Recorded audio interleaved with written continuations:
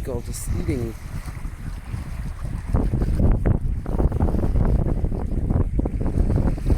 Look at it devour the starfish, just eating its guts. First it starts with the spleen, the nutrient-rich source of dead blood cells, devouring it for precious iron, a scarce resource in the northwest.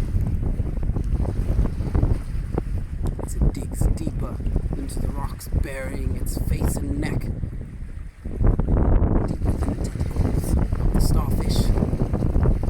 Yes, the slime is getting matted onto the neck. Needs to remove it. Again, fiercely watching over its shoulder, carefully being prepared for any attack.